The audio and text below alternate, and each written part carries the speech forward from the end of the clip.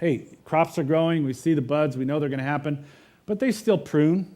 They still, cut out certain branches. They even in some, cut out some of the fruit because too much fruit, is not a good thing in some things. So, there's a lot goes on in summer. And so it is when we continue to work that God will still show areas of your life where, okay, I'm growing in love maybe with my spouse, but I recognize there are certain things in my life that God has shown me now that are kind of interfering with that, and so I got to cut it out. Or there are habits that I've started that I know that I need to continue to work because I'm seeing, I'm seeing for myself that God is changing my heart about these things. When Lisa and I, you guys know a lot of the story, but when we went into ministry, there was a huge winter, and then the spring was this idea. We went with this attitude of obedience and going, and I didn't go for ministry, but that's where we were going. But one of the things where we started going into the summer is we had these spiritual markers, we called them, where God clearly showed us stuff. And there was continually moments where we were taught, okay, that, as we grew, that, I thought that was okay, but that's not okay. I need to get rid of that. I need to change the way I do things. I need to change some habits because it used to be okay, but now God has shown me that that's just not. And so he's continually pruning. So all of that continues to happen, but the work starts to pay off. Not only do we see it, but other people start to see it. One of the things where you're seeing fruit is someone comes up to you and they say, man, something about you's changed. You seem a lot more nicer than you used to be. Or something like that. Whatever it has. Maybe you're friendlier. Maybe your spouse notices something different. Maybe you see it in your priorities or your desires that happen where maybe something that you used to like, all of a sudden you feel there's a distaste. It bothers you. I remember being able to watch any movie and it would be no big deal because it was just a movie. And now there's some movies sometimes we turn on and it's like, oh, God, if they swear one more time, it's like, I can't handle it. I'm not being self-righteous. It just bugs me.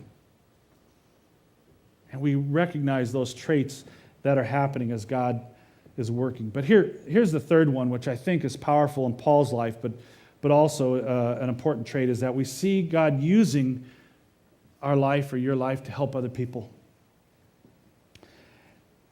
As God changed Paul, other people were impacted. If you go to other verses, Paul would talk about, just do what I do. Use me as an example if you have to. He wasn't being pride or anything. He was just trying to be able to take what God has done in his life and say, use it. It's available. If you want to use it, use it. And so he talks about sharing it. He talks about the change and defending. He talks about all of these things in his own life that he says is affecting the lives of others.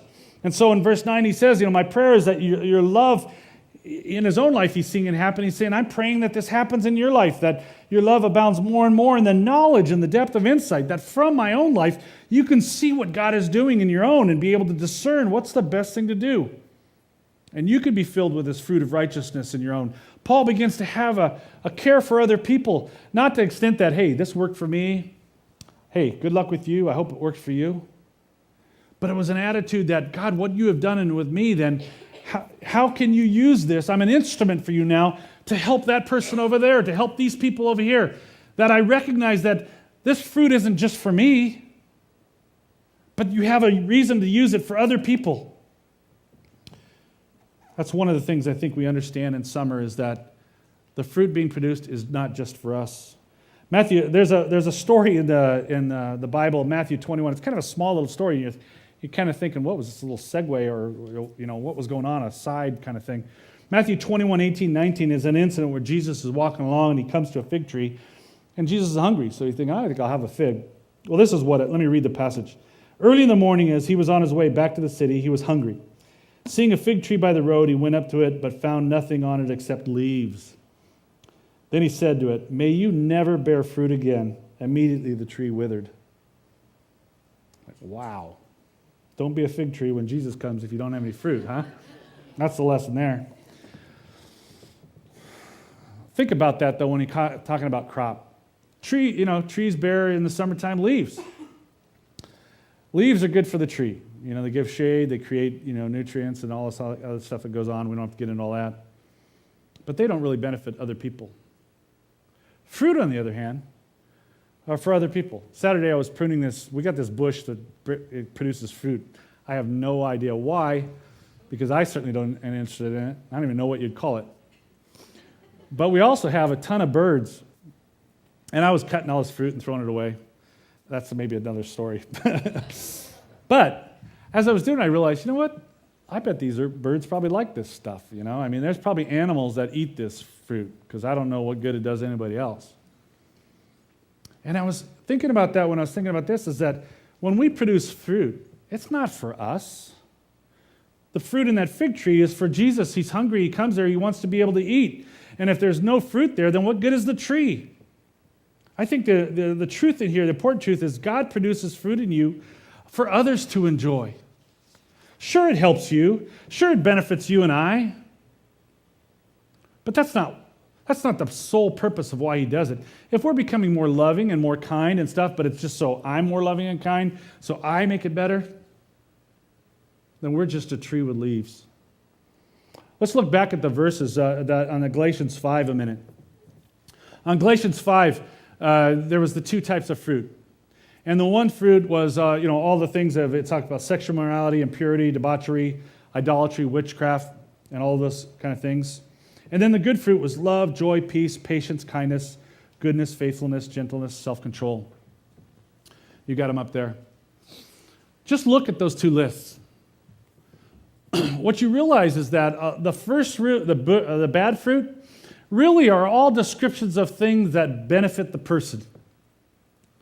I mean, yeah, you can go through, but really, even fits of rage, for example, is really to vent, so I feel better about myself, is it not?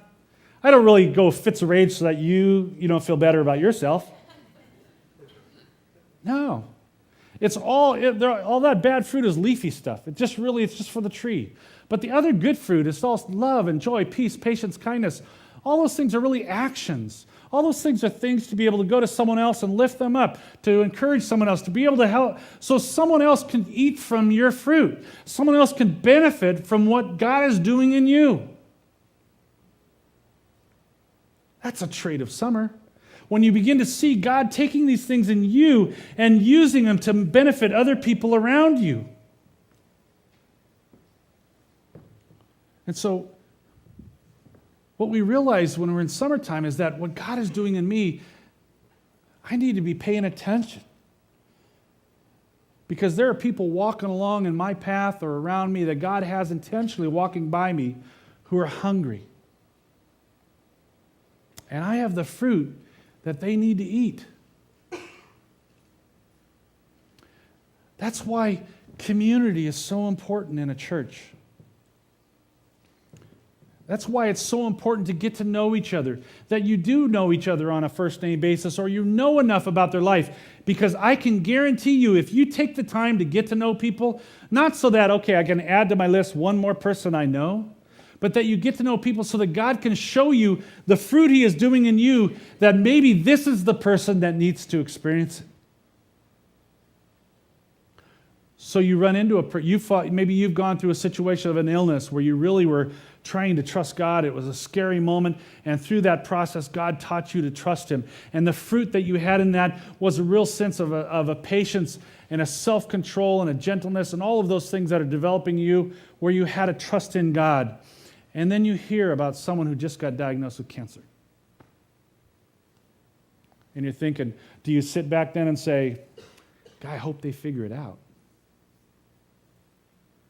I can tell you that if you have gone through something where you've developed fruit in you, and then you hear a story of someone who's going through something similar, you have fruit that they can eat.